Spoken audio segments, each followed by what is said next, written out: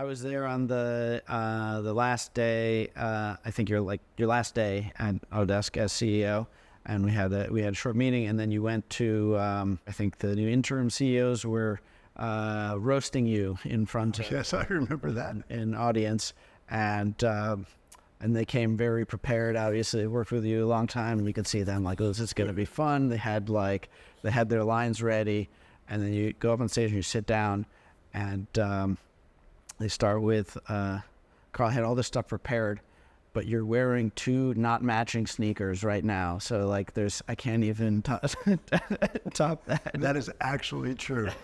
I got up when it was dark. I don't want to wake the family. I don't think you can explain this away. Okay. You just came to your last day. That's true.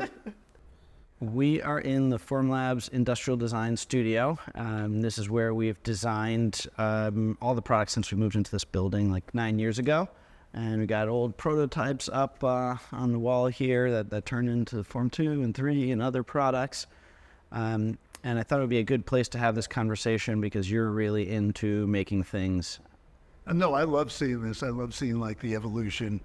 You look at it always like the first one and you think it's the finished product. And, then version 3 is just so much more refined and better and stuff. And so it's just nice to see the history. If you're into designing and making things, every time you see a finished thing, it's very hard not to just think about all of the work and time and prototypes and everything that led up to that one finished thing. No, I've always thought, I don't think I've almost ever finished a project where if I knew at the beginning what I knew at the end, I wouldn't do it differently. Yeah, so tell me about some of favorite things you've built. So there's been a bunch of things, and like the range of stuff I do is like slightly odd. Over the last few years, we built a bunch of electric vehicles. This started a bunch of years ago with one of my kids, just before he learned how to drive. He wanted a go-kart, and then he wanted an electric go-kart, so we built an electric go-kart. And then we were like, this is super cool, but Let's do real cars. Yeah, it was like, the thing was super, it went like 60 miles an hour, but it was like 2 inches off the ground. It was totally scary. It has no suspension, and has no differential. So you got to skid around the turns and you're bouncing, so it's kind of crazy. So my buddy, who's always been really into... On the go-kart, you also did some machine learning to make it drive autonomously, right? So I collaborated with a bunch of people, and we took it out to a race course. And through machine learning, we figured out how to get it to do self-driving. Kind of an awesome project. Teach your son something, make a fun go-kart, learn some machine learning. Did the machine learning. But then my kid came home from college. He had gotten off to college by this point. And he basically said, Dad, get all that shit off my go-kart. And I said, why? He says, a go-kart is meant to be driven. Who wants a self-driving? And I was kind of like, I kind of agree with you. So we got all that stuff off, and now it's back to its kind of native state. So yes, so the go-kart led to my friend who's really into race cars. So we bought a Shelby Cobra kit, and we made that electric. And then I got jealous of my friends. It's very stunning to walk into your shop and see that thing in the middle of a shop, beautiful car. Yeah, it's really nice. And so then I went and got a 1950 Chevy pickup truck, and I made that electric. So, we've built a bunch of electric vehicles. We've built a bunch of machines, a bunch of robots. Just all kinds of things. Lately, I told you, I've been involved with this company, and we've been building a nuclear fusion reactor. So we've machined. Of course, building a fusion reactor. Everybody should do that. Yeah, I should put it up on Instructables or something, because everybody should be building, fusion reactors. So we build all kinds of things, and a lot what we like to do is either because we're interested ourselves or we're working with some company. Kind of get involved at the point at which there's like some difficult engineering design problem, and we can do really fast prototypes, really fast iteration, and try things out and see if we can get a better solution. So that's what I spend a lot of time doing. I have to say, when I think about what I might do later in my career, you've got a pretty awesome setup, involved with a bunch of cool companies, make amazing things in your shop. That's seems like a great way to spend your time. Yeah, no, it's been a good next chapter.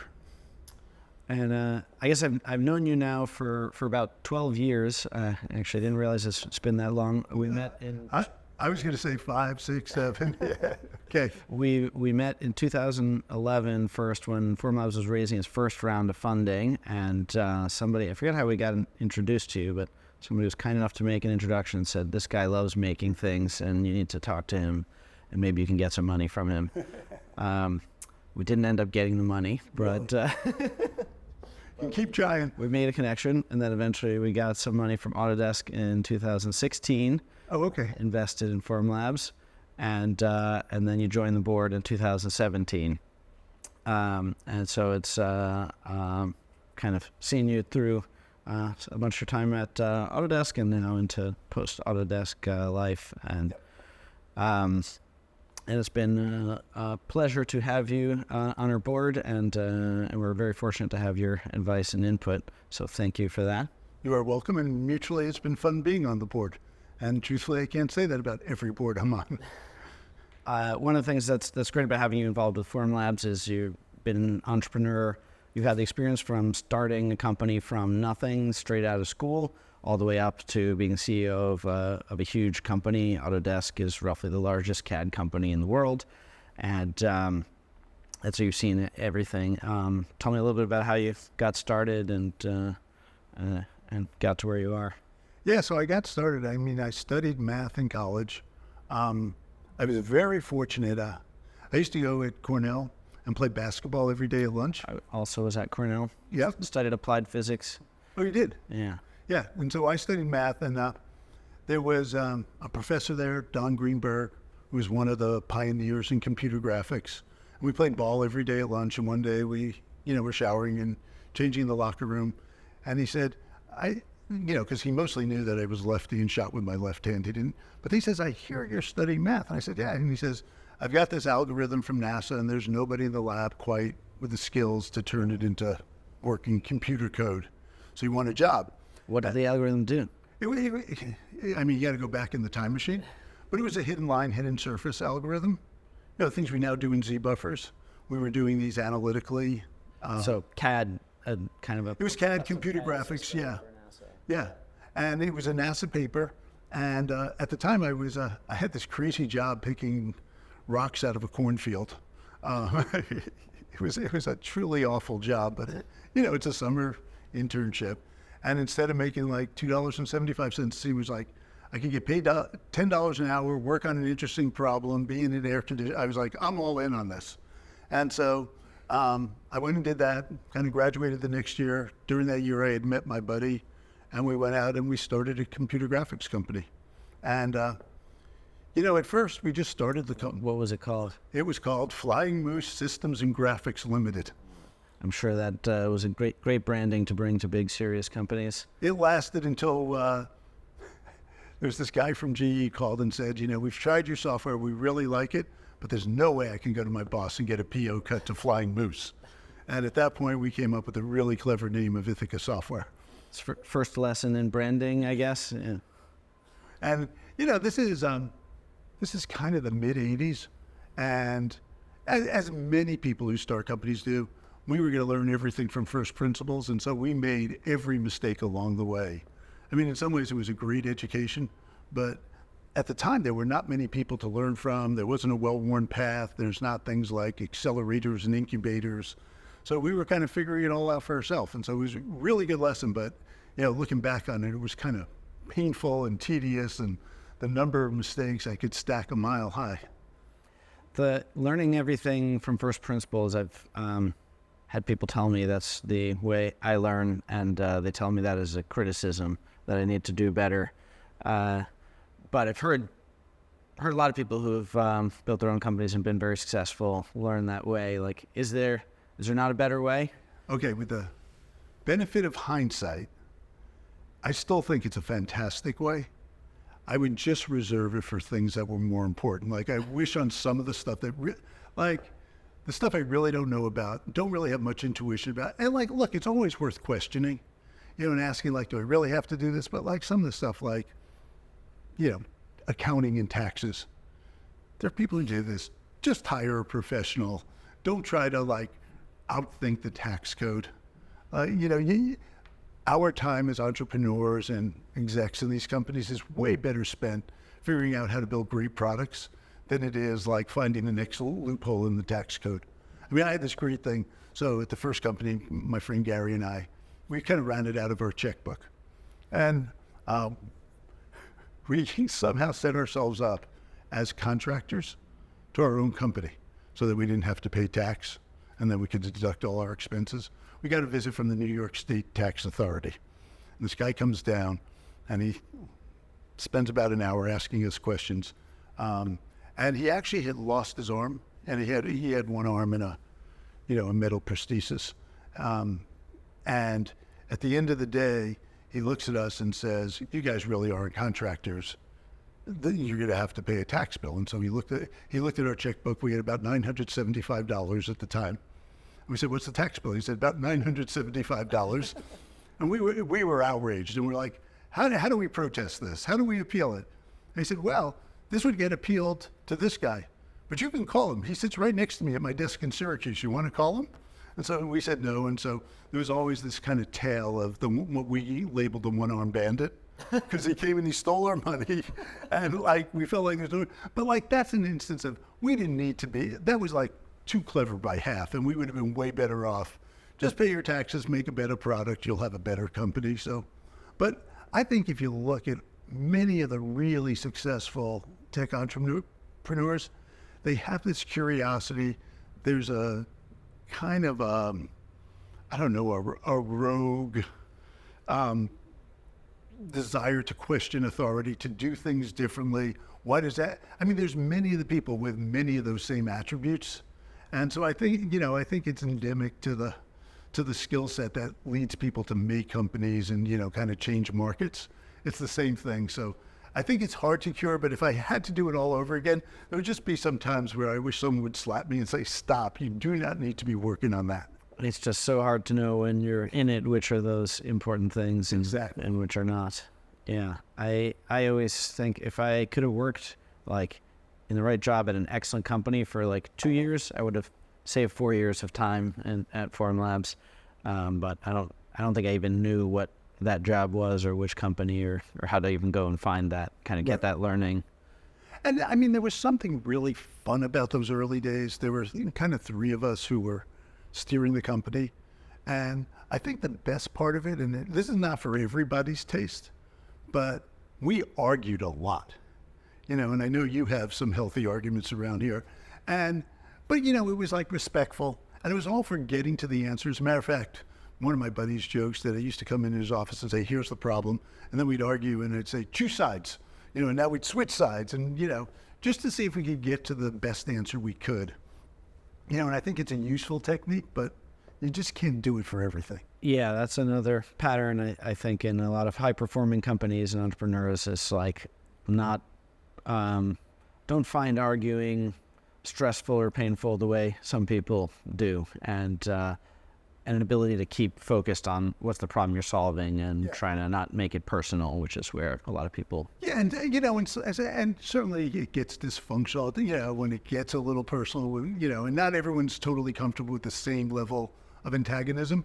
But if you realize you're like doing it for the same reason, we're all trying to further a goal, then I found it actually enjoyable. Like being challenged by other smart people is great. Absolutely. Yeah, I heard Jeff Bezos talk recently about, he used this term truth talk. That's like that's something that doesn't come naturally to people, but you want to nurture that in organizations. And I mean, I think some people are uncomfortable with the confrontation. I think there's a lot of people who are uncomfortable confronting people who appear to have more power. That whole thing about the highest paid person in the room. They should not be the ones. And I do think it's, one of the failure modes for companies is, I've joked, you've heard me joke before, on the day I rose up through the ranks at Autodesk, and on the day I became CEO, I became a lot funnier and smarter. And obviously that was not true. And the thing that I found that seriously went with it is the ability to get info about what was going on. The ability to get like unfiltered opinions got harder and harder. And the more years I spent in the job, the more difficult it was to really figure out what's going on. And you really got to nurture that it's okay, and that it's okay to be in a room and It doesn't matter what job someone has or how many years experience. If they feel strongly, they need to be able to speak out. So if you're the CEO and they're a second-year engineer and somehow they know more about that gear or that belt or that mechanism, they should be able to say it and, and have an honest conversation about it. And I think that's one of the most unique things about the way you worked as CEO, from what I've heard from other people and what the little I saw directly. I would call it the Uncle Carl approach. Probably I'm not the first person who. I've seen that. I've seen that on Twitter. Yeah, but I think it's the idea that you're very accessible, down to earth, and like to, be hands-on and involved. Like, is that something that that you cultivated, or that's just what came naturally? Or you know what? It was a context. You were the CEO of Autodesk. Was how many thousand people at the time? 10, 12,000, like 4 billion revenue. It's a very large organization, but Carl would be there in his sneakers and t-shirts and baseball cap, and no big deal. No, and and it was interesting. Some people think of their work as their family and their friend. I never thought of it that way. I just thought of like, what I want to be surrounded by was like-minded, passionate people who were smart and wanted to get shit done. And that was our relationship with each other. And in my mind, it was just trying to get the best things done. In our case, it was just trying to build the best software. And then there's all the auxiliary problems that come with running a company. And I always just wanted to get to the best answer. And you've probably heard me say, I always said, like the thing that was going through my head is I had strong opinions loosely held. And the idea about the strong opinion is like, nobody wants a leader who's wambly. Like, you can't stand up in front of 10,000 people and say, well, the strategy for the company is, well, it's maybe this, or it's maybe that, or like, I changed my mind. Like, nobody wants to follow that. So I think you have to have strong opinions. You have to be able to articulate it and get people to go in that direction. But I think the more important part for the real success is being open to new, better ideas. And you have to be willing to be challenged. And, it's that kind of culture that you set up where people can challenge. And I think, there is that trick of keeping it on the line, close to the line of respectful. That's really important so it doesn't get personal. And people can then look and go, Max is not criticizing me. He's just saying he has a better idea. And then we can, bat it around and see if that's true. I was there on the last day. I think your last day at Autodesk as CEO, and we had a short meeting, and then you went to the new interim CEOs were roasting you in front of yes, I remember that an audience, and they came very prepared. Obviously, they worked with you a long time, and you could see them like, oh, this is going to be fun. They had their lines ready, and then you go up on stage and you sit down, and they start with Carl had all this stuff prepared, but you're wearing 2 not matching sneakers right now. So like, I can't even top that. That is actually true. I got up when it was dark. I don't want to wake the family. I don't think you can explain this away. Okay. You just came to your last day. That's true. That was the last day. The only other one I was thinking about the other day, because I went and gave a talk. Like when you go and give a talk in the front row, they usually have on the seats like the reserve sign. So I'm about to speak to 10,000 people. I'm sitting in the reserve seat. I get up, and I'm getting up there, and I'm going to talk about serious stuff like generative design. I start my talk, and everybody's giggling. And I'm like, what? And, you're just trying to, like, power through. It's like, okay, and I keep going, and the more serious I get, the more they start laughing. When I stood up, the reserve sign stuck to my butt. So nobody paid attention to a single word I said. So there are just these moments, But yeah, I think those are actually good moments. Reminds people when you only know someone from a screen or from things you read about them or whatever, they don't seem like a normal human being, and it's hard to think of them in that way. So, but important that people know that you're fallible and human and all that. Yeah, and one of the things I certainly learned, and I'm sure you felt this, is people feel like the CEO is like omniscient and all powerful. And you find out in reality, it's much more subtle than that. And certainly you're not all powerful. You're certainly not all knowing. Your ability to control things is often frustratingly just out of reach. There's only a handful of things you can really impose your will on without being, seen as too difficult. I mean, if you hire really smart people, which is I think what we all strive to do, you put yourself in their shoes, like how many really smart people want to be told exactly what to do? And so, there's this interesting balance, and you quickly realize that you don't know everything about what's going on, and you can't control everything. And, and I think the antidote that I got to is when I got to Autodesk, I thought that like the job of CEO is to make lots of important decisions, hire some smart people, and as a byproduct, develop the culture. 15 years later when I left, I was 180 degrees opposite. And, kind of figuring out that the most important thing you can do is develop the culture. If you get the culture right, it hires the right people, and it sets the standard for things like good confrontation and challenging each other, hiring good people, treating them respectfully. Those are the things that actually last. And the individual decisions, they come and go.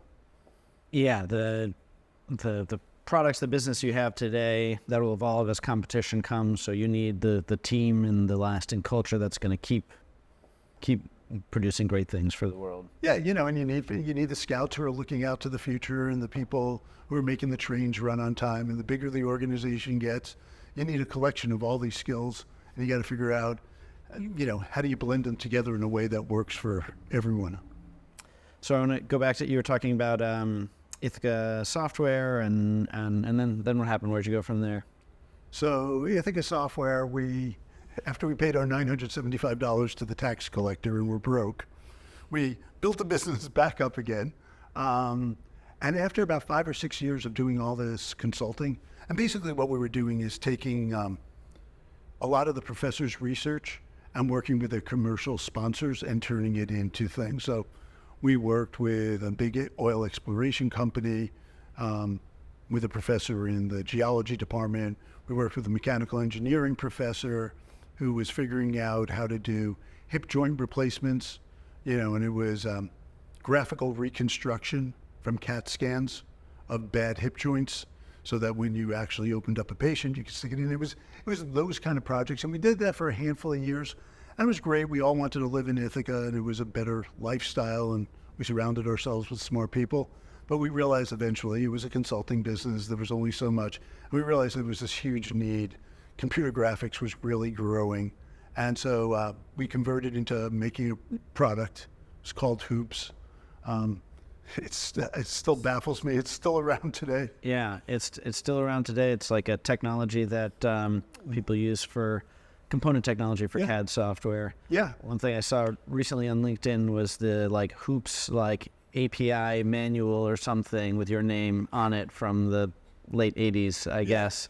And it's just fun to see. Yes. One point you were painfully formatted with latex or something. So it was just crazy that it's still around. But anyhow.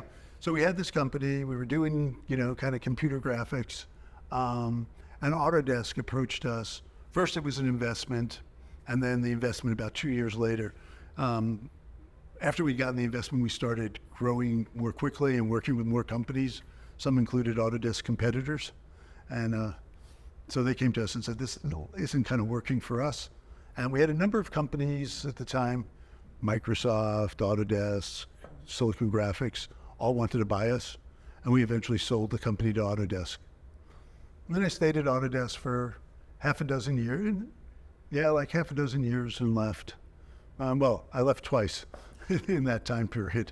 So you've been hired 3 times at Autodesk, right? Yeah. I love that story because eventually we became CEO, but it took 3 attempts for it to stick. Yeah, I mean, so the first time, when you sell your company, I agreed to stay for 2 years and make sure everything was kind of integrated and blended in, and everybody found a home who should. And so I stayed for 2 years. But the whole time I had a really close relationship with the then CEO, Carol Bartz. And I mean, in retrospect, it feels a little bit like I was the Court Jester. It was not particularly a culture where I mean, there were a handful of people who felt willing to challenge her, but I mean, she was kind of a tough character, and not everyone would stand up to her.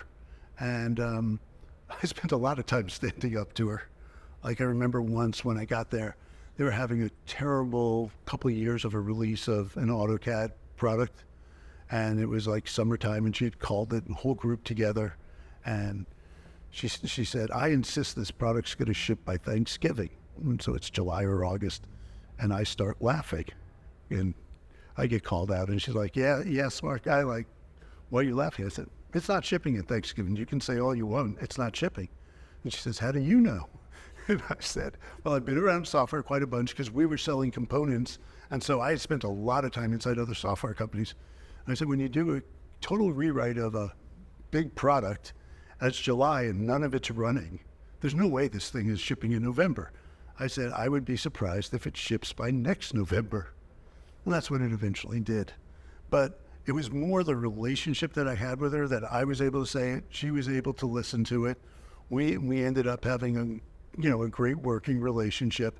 But after 2 years, I was more used to working in a small company, and kind of what I thought of at the time as the stupidity of big companies, like, was overwhelming.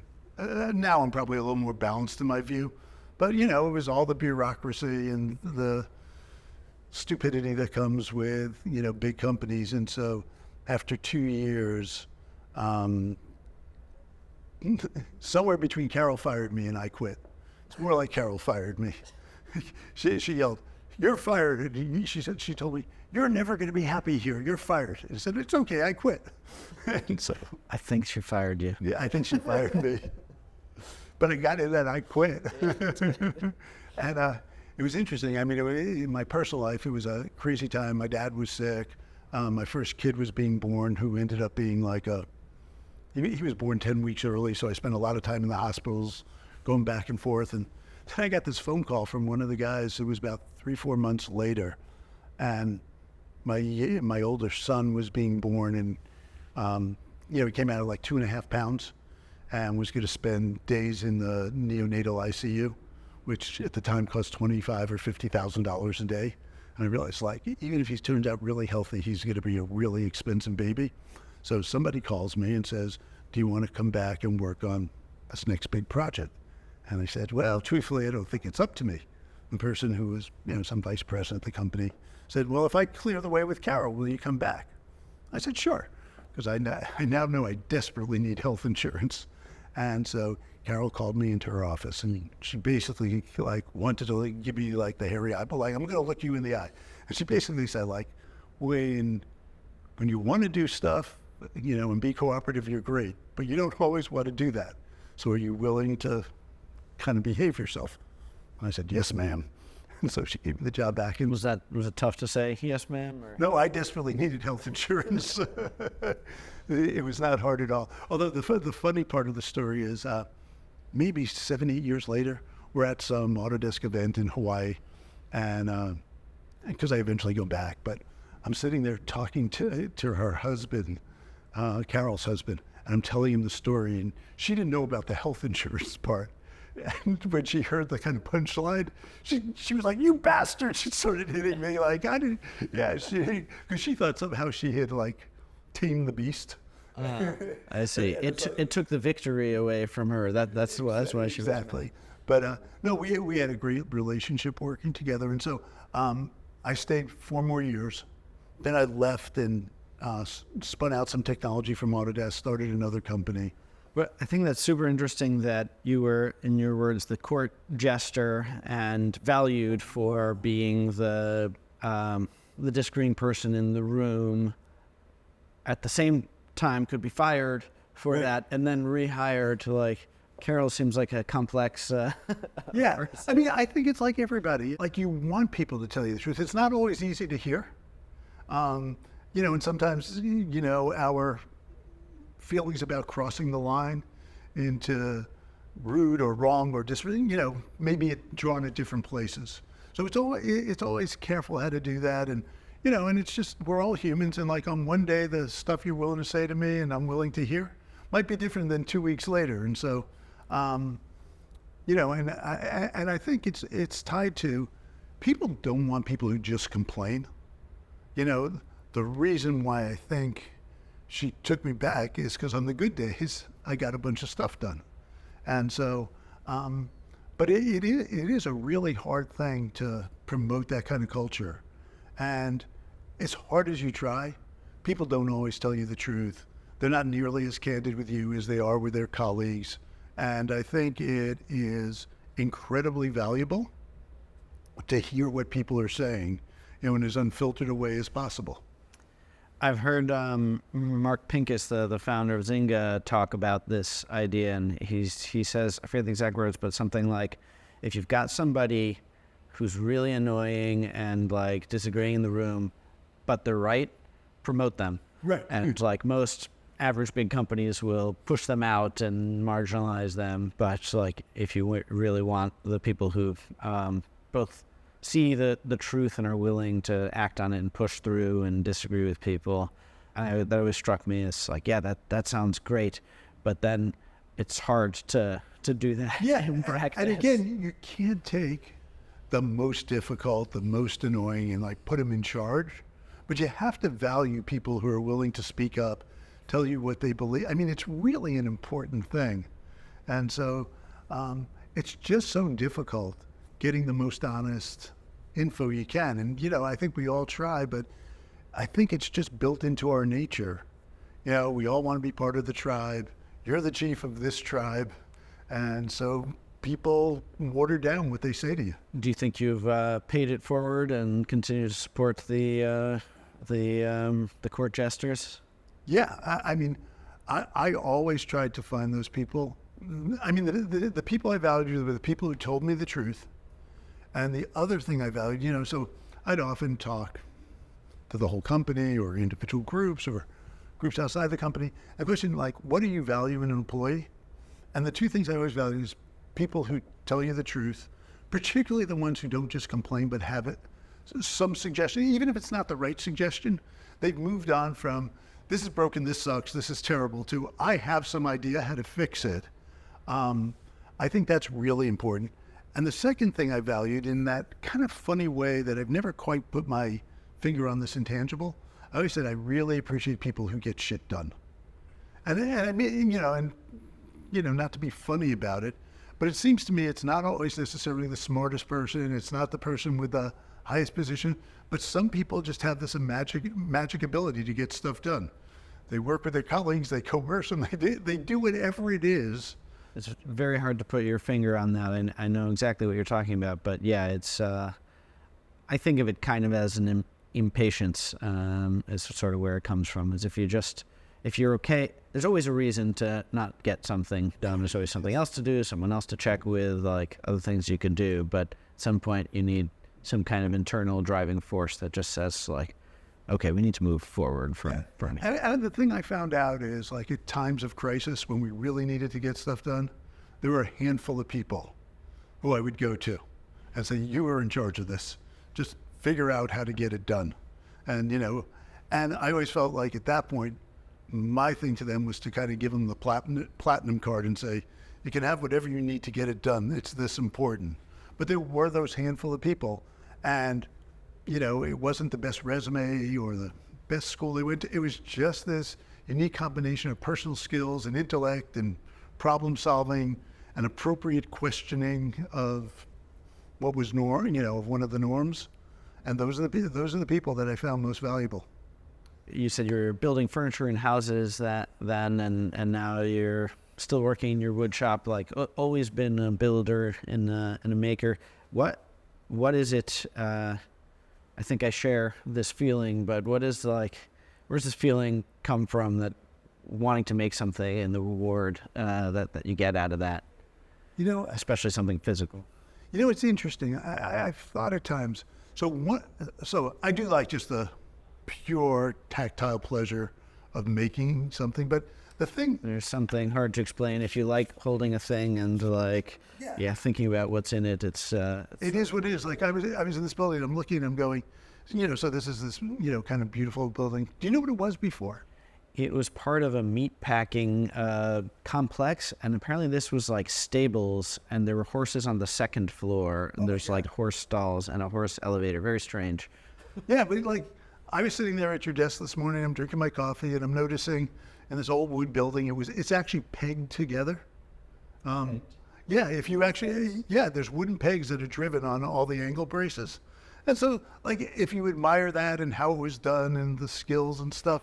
So, I've always just enjoyed it, but probably the thread that goes through all the things I've done is just problem solving. Like, I enjoy riddles and puzzles and problem solving, and whether it's doing math or building software, or I really felt like the same way in running a company. It's like one problem after another, and you have a bunch of information that are given to you. Sometimes it's really good information, sometimes you have to be somewhat probabilistic about it and just guess the validity of it. And you put it together with as much info as you know and come up with the best answers you can. And so I think there's a part of it is that I just love solving the problems. And then there is something about, like, we could spend a lot of time like just riffing on any of these objects or, the generative design. I mean, there's just a lot there for those who enjoy it. And so I've always liked it, but I think the one thing that like gives me away is I don't care that much about the things I built after I built them. I love building them, but I'm pretty happy to get rid of them. Like, I don't need a museum. As a matter of fact, I have this crazy thing going on. Me and my friend, she and I have shared a shop for maybe 30 years now. And she's more of a pack rat. I'm kind of like, I enjoy solving the problem. So I often take the things that I built, and certainly the prototypes of the things I built, and I put them out on the loading dock with a big sign that says free, and they disappear. And when I realized like 3/4 of the things Betts was bringing back into the shop, my sign now says free for anyone except Betts. Yeah, I think that's another important trait of anyone who wants to build big things and great things. You got to keep looking forward, and can't spend too much time looking backwards. And I think the thing that I've learned over the years is to really get good at it in almost anything. The more iterations you do, the more times you try, the better. Just this is a testament. You just look around and you go, I'm sure you thought, version 0.5 was really cool. Somehow it's not as cool as, the Form 4. Yesterday we were just talking about how for our SLS machine, the Fuse 1, which took a whole lot longer to ship than we expected, we actually shipped, like, I think it was version 12 of a complete design prototype, which is way too many. We definitely screwed up a bunch of things. And actually partway through, I think at version 7 or 8, new leader came in the project, Ian Ferguson, and the number was too high, so he just reset the count of the prototypes to 0, so that he could ship it in less than 12. Exactly. I totally understand. You talked about that in architecture, but Autodesk is in the movie and game world, mechanical design. Have you seen other examples of that? Yeah, I mean, one of my favorite stories was I got this call. It's got to be 10, 15 years ago now. I get this call from this assistant to Jim Cameron, and the director of Avatar. He had done Titanic and stuff like that. And he says, well, are you willing to come down? Jim would really like to talk to you. And I say, sure. And I go down to LA. And it's kind of funny. I didn't realize this so much about the movie business at the time. But when he's producing a movie, there's thousands of people working all over LA on his behalf. When they're between films, I was just a guy in an office. I walked into the building. It's late in the afternoon, and there's a security guard, there's his technical producer, and there's him. And, there's 500,000 square feet. And you're like, this is it? And it was like, yeah, that was it. So we sat down, and his longtime producer had just seen Lord of the Rings, and immediately upon seeing it, got out of the movie and called Jim. At that point, Avatar had already, the script for it and the idea behind it had already been written and been sitting on a shelf. And he didn't think there was technology worthy of that story. And as you now know, what he wanted to do was a complete motion capture thing where he captured the actions of actors and translated it into animated characters. So the reason he had called me is, I want to talk about this.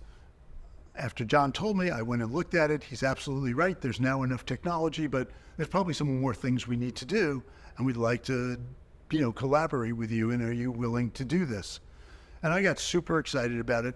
One of the things that I love about Jim is, in addition to being a very successful filmmaker, he's actually a passionate craftsman, not only about filmmaking, but he's made all kinds of inventions about cameras and motion capture.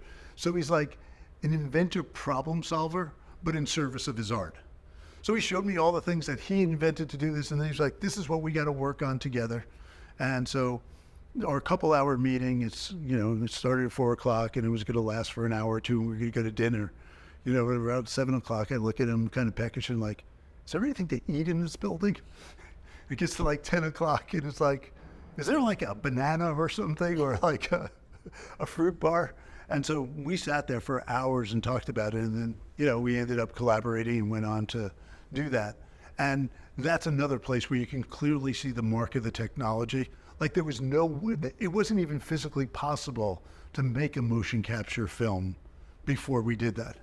That's awesome. Yeah, that's the most rewarding thing, when you see your tool go on to make something great, and you can say that wasn't possible before. Yeah, and one of the things I love about it, Jim was still is an eminently practical. So like, for example, we worked really hard for sophisticated technology so the actors could do their thing and it translated into the animated characters.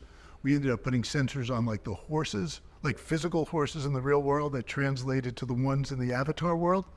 But like there were a couple things that were hard, and I don't know if you remember, but there are these like drone-like helicopters that fly around in that thing. Couldn't figure out how to quite do that, and then eventually what they ended up doing is they put sensors on it, and they just took these physical things and moved it by hand.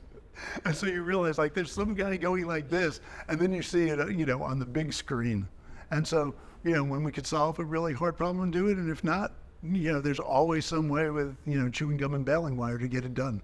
Speaking of that, you've been in the software and hardware making worlds, and you've enabled companies to make physical things, also digital things like movies and games, right. And then you've made software of your own and been part of this sort of generation of new software companies where it's become easier and cheaper and all that to bring things to market. Is it possible to... Why is there this gap between software and hardware, and is it possible to close that gap? I think the answer is yes, but like with the qualifier partially. So I think there are things we've learned in doing software that can apply to hardware. And so you watch this change, you were probably around to see the change from like a waterfall methodology for software. A lot of high-level planning, a lot of coordination, to things that are much looser, much more ad hoc, much more spur of the moment. And how do you do that in a controlled fashion so it's manageable? And I think some of those lessons actually translate. Some of the things are just more difficult. Atoms are harder than bits. Like, software doesn't have a supply chain. You don't have to worry about someone halfway around the world, and is there a shortage of chips? Are there, geopolitical issues that are preventing, tariffs, for example? So I think, a lot of the kind of cultural things about how people work together, how they explore the space, how they solve problems, I think hardware and software can both benefit and learn from each other.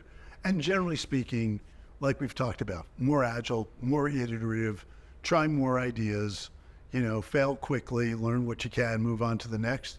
On the other hand, there is in hardware some point where you have to lock it down. And you just have to say, this is the thing that's going in there. We have to order 1,000 of these or 10 million of these things. And that's really different than software. The other thing that I think is different is in software. So let's say you're Google and you decide you're going to index all the web pages in the world. You're going to rank them. And in the beginning, it takes 60 days to do it. And then if you're running that company, you say, I want it done in 10 days. If the first iteration does it in 30 days, you can keep working. Like, it got a lot faster. It's still not fast enough or as up to date as they need it. And there isn't that whole thing of, oh, we got to wait till the next generation. It's just easier to build on, and there's not the same start-stop. A lot of people have been talking about hardware learning from software. I think there are actually a couple interesting examples of vice versa, like especially watching the massive machine learning models getting built. The way, I don't know if the software people are trying to learn from hardware, but I think maybe they should, because those are, every time they build a new one, it's tens of millions of dollars. People are saying hundreds of millions of dollars now. And so they're starting to do a lot of prep work where you test a bunch of components before you build that thing. And then you're kind of stuck with that thing, and then you figure out how to add on to it. Or Oh, absolutely. Like training these LLMs is much closer. I mean, they are big bang. Yeah. It not only costs tens of millions of dollars, it takes a month. And so you better do some things to get clever about it. And it makes a lot of sense. My professor at MIT that I worked with, Neil Gershenfeld, his research group is all about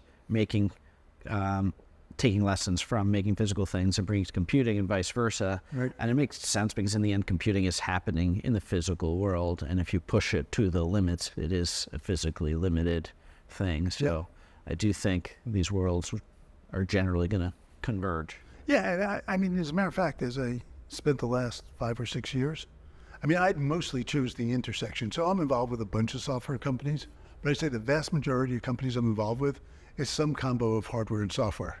And it was just this interest and intuition that the world of physical things was going to get much more, modulated by software, and that we could make bigger improvements there than what was going on in software. And so that's why I get involved with like self-driving cars and autonomous construction equipment and that stuff. Yeah, let's talk about some of the companies you're involved in. I have to say I'm super jealous. You're involved with 3D printer companies, autonomous car companies, fusion companies, all of the most interesting hard technology stuff being built today. What are some of those companies, and like how'd you fall into that?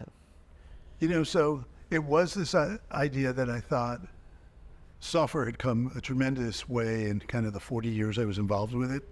But I was seeing things in the physical world that seemed like they were undisturbed by software. And like, it's so obvious to me that whether it's machining something or making a car or a robot move, like we can be much better at it. It was kind of stuck in the past.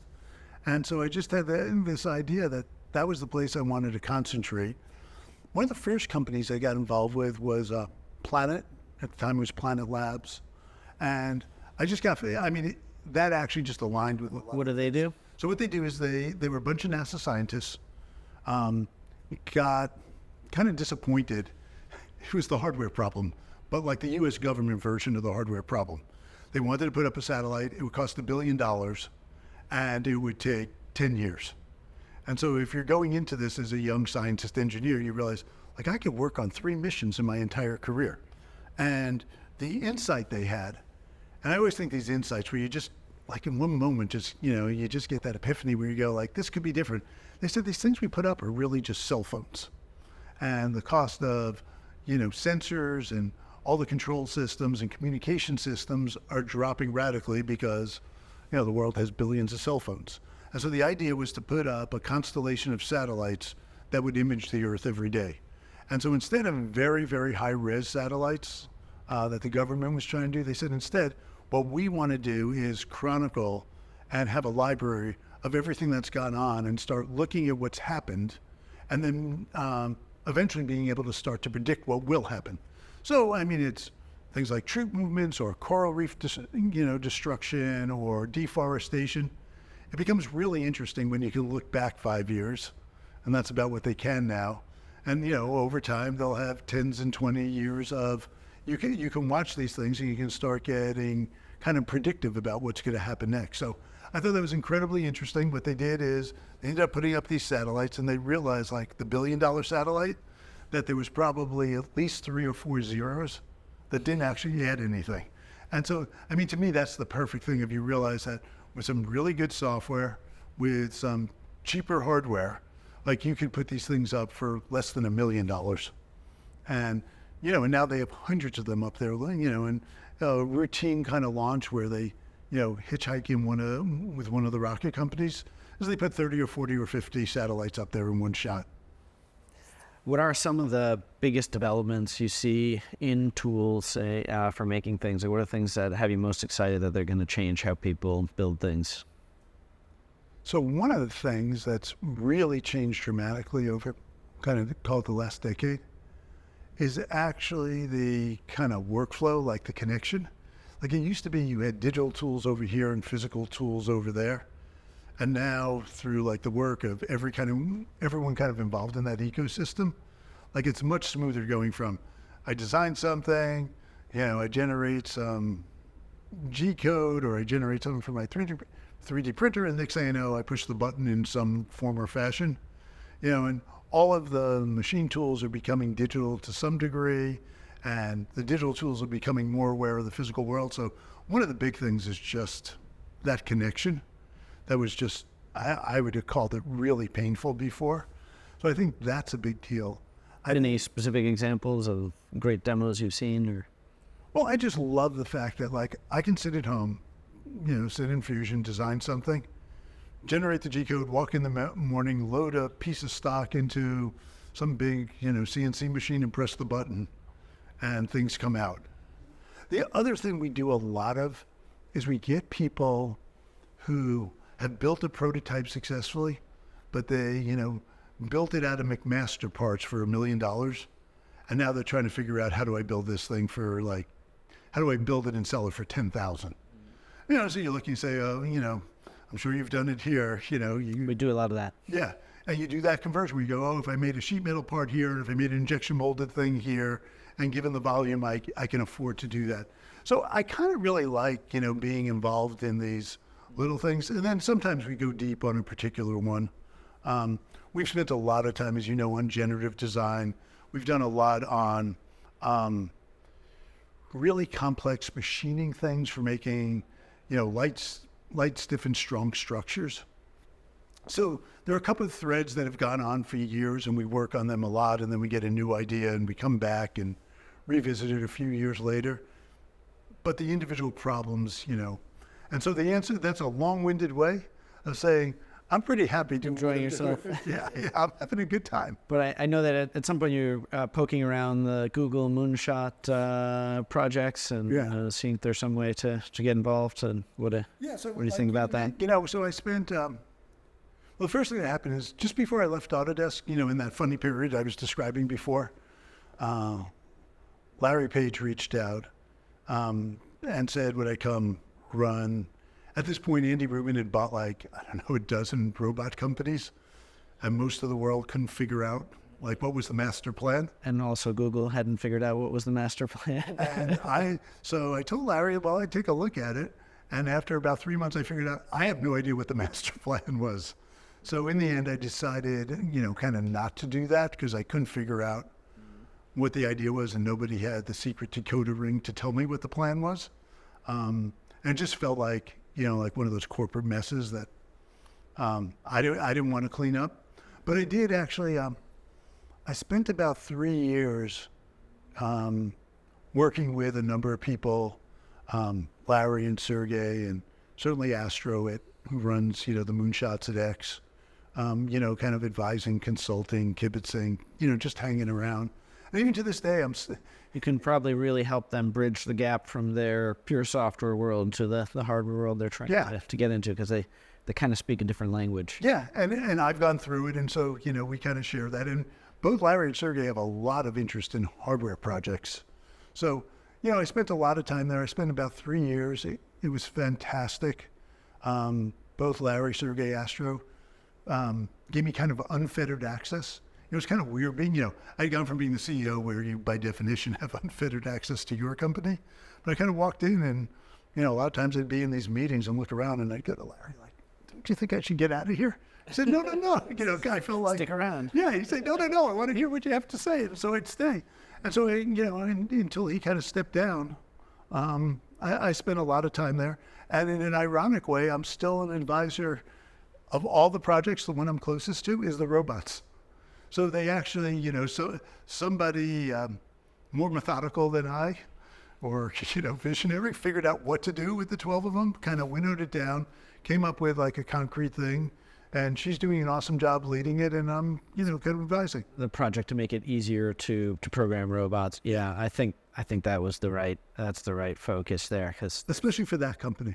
Especially for Google, but just in general, Yeah. I mean, to me, that robots suffer from this, like for manufacturing, suffer from this accessibility problem the same way. Like the arms are there, they can do all sorts of stuff, and if you go to even a medium volume manufacturing line, like you'll see a lot of stuff a robot could be doing and they could economically do, and they're not doing it just because it's too much of a project to make it happen. And by the way, it's not even hard. Like if you look at like CNC software, it's kind of the same complexity, but that problem's been mostly solved.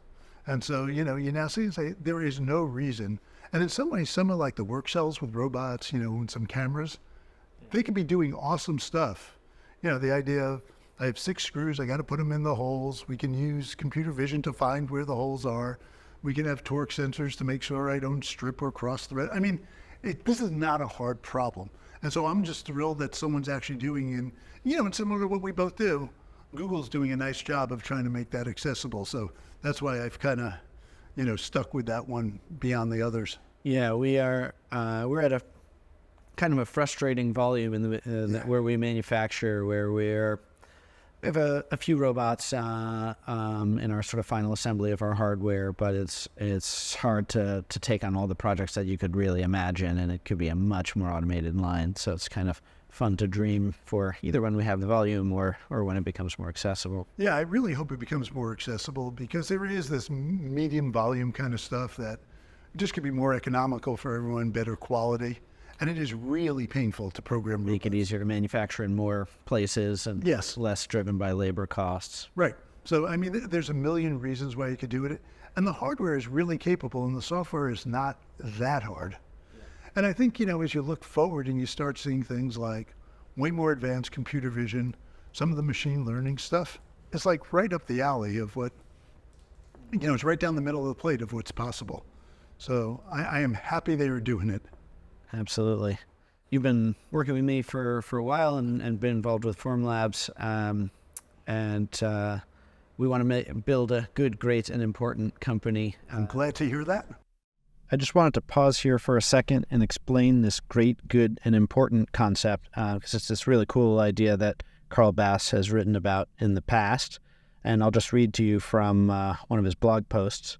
When I first became CEO, people asked how I wanted to define Autodesk, and I often answered, somewhat cryptically, great, good, and important. In my mind, great companies are defined first and foremost by their financial performance. Good companies are defined by their values and culture and how they treat their employees, their customers, and the communities in which they do business. And important companies make a real difference in the world. What advice do you have for Formlabs, and what advice do you have for me? What feedback for how we can do better? I got to tell you about these crazy conversations I have. So I often get these phone calls. So go back in your history. When did Formlabs start? We incorporated 2011. Okay. So at the beginning, I get a call from a random VC. And they asked me to look at, and I know something about 3D printing, look at this company, meet this guy named Max. And this happens like routinely in my life. And I'm fine with help me figure out if these guys know what they're doing. I'm fine with help me figure out the size of the market or the potential size of the market. But I always get this crazy question. And the question goes something like this. So Max is now a year out of MIT. He's never really had a job. 23 years old. 23 years old. And the question they always ask me is, do you think Max is capable of becoming a Fortune 500 CEO? And I'm like, how the heck do I, it's like, this is like the most unknowable thing. But they're always intent on it. It's kind of kooky, because you may or may not be, when Formlabs becomes a Fortune 500 company, it may be you. I have no idea if that's what your desire is. So there's always this crazy thing about evaluating talent. But I'm I actually use you all the time as one of the examples of when I first met Thought I couldn't do it and have continuously surprised me by being able to do it. And I think the same thing would have been said about me. And so, like, as I talked about, like, people, the thing I like best are people like I value the most is like people like Carol thought I could do stuff that I didn't even know I could do and gave me the opportunity to do it. And I think that's kind of important. And so in the same way, I really didn't think, like, Max would have been a little bit, like, I would have been biased to the, probably not likely. And that has continuously changed. And I think that's the sign of the best. And I think you've done it for the right reason. You haven't done it because I want to just be a better CEO. It's because I want this thing to succeed. I want the company to succeed. I still want to do the things. And part of the challenge is it keeps changing as the company gets bigger and more complicated and stuff. So, no, it's a huge compliment that you've been able to do that. We've hinted at this through the conversation. I think the trick, like I said, is number one is it does switch to how do you build a culture? And it's inevitable. Like when I started my first company, me and my buddy, we wrote all the software, and that was really our job. Like you just solved the thing. You were probably really hands-on. And I stayed hands-on all through it, even when it was a big company. But I think there is this thing about how do you spend times where, how do you spend your time in a way to better leverage what you want to have happen? And I think culture is the big lever, is that it's not so important that you solve the problem. It's more important that you teach people how to solve the problem. It's teach someone to fish, not fish. Because at a certain point, like I would look around and I go, I've got 12,000 people doing something. They're smart people. I hope they're doing the right thing. And that doesn't come by like managing them, or inspecting it. It's, developing all the systems and the norms where, you can have respectful debate, you can hold people accountable. There's been a lot written on it. We've talked about a lot of the companies that do these things well. And I think that's, that's one of the things that I think is really important. The other thing that I think is really the challenge, and joked about it before, but it is, it's difficult to be able to not jump right in and solve something. It's difficult not to shut down ideas, even inadvertently. And so I go, look, your job is to hire some great people, listen to them, be challenged by them. In the cases where you're right and they're wrong, explain it. It's not declaring that you're right. And so I think that thing of how do you stay open to input? How do you convey the things you feel about how to solve the problems, how passionate you are about it, how important it is, and how do you end up looking around and going, there's hundreds or eventually thousands of people who carry some part of that around and do that every day, instead of how do I do this myself and have everyone like contribute a little bit and help me? I think I know that in theory, but I would agree with you. I'm not actually putting that totally in practice. One, maybe it's a subtle point, but you sort of have it as like make the right decisions at the bottom, then the people, then the culture, and that you're saying set the culture, and that will get the right people, make the right decisions. Maybe I haven't seen the higher viewpoint yet, but it seems to me that changing culture is super tough, and that actually, to me, the culture is kind of the average of the people that you have there. And so picking the right people, you can't pick all of them, but that's sort of what defines the culture and then propagates. I think it certainly is partially, but I'd be... But can you really change the culture of a group of people? Because I think human nature is we tend to align ourselves with the people of power and respect and prestige around us. And we're pretty, just like chimpanzees at the end of the day, we mimic the behavior of the people in our tribe.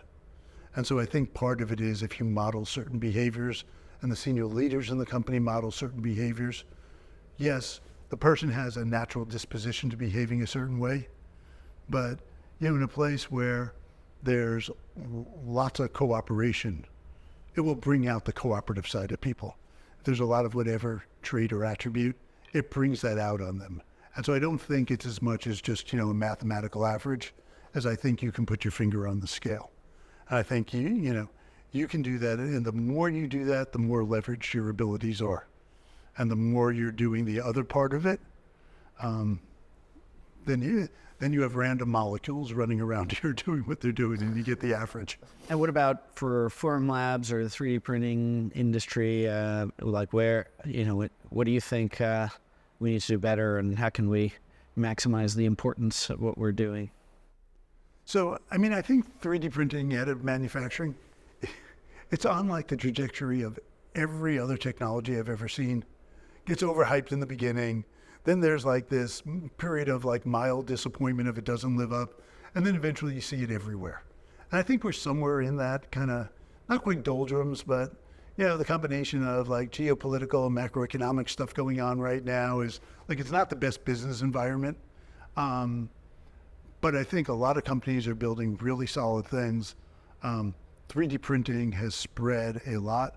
I'd still say there's more to do. There's more processes, there's more materials, and we're really just getting started. And I think that's true. I've just gone through the same thing. Like right now, autonomous cars are in that same kind of doldrums. Super hyped. Now everything's not going to happen. I think 20 years from now, nobody will be driving their own car. So I think for 3D printing, kind of we're in the same thing. People need to keep working hard, pushing it forward, making it easier. Obviously, the thing that I think is the most important and that will be the breakout is as we make it faster. 3D printing in almost all of its manifestations is awesome for prototypes or really low volume. How do we make it better for medium volume? How do we make it better for high volume? But we're getting to the point where people are doing things with it that couldn't be done before, and I think that's where it starts getting really interesting. And so I think people need to keep, pushing forward on the things that were not possible before. Thank you, Carl, so much for taking time to do this interview. It was really fun, covering everything from building companies, building products, tools, and some personal advice for me. So really appreciate it. Great. Thanks. This was, kind of really fun. Even though we've known each other a long time, like kind of sitting down and having a long conversation is fun. One more final clap.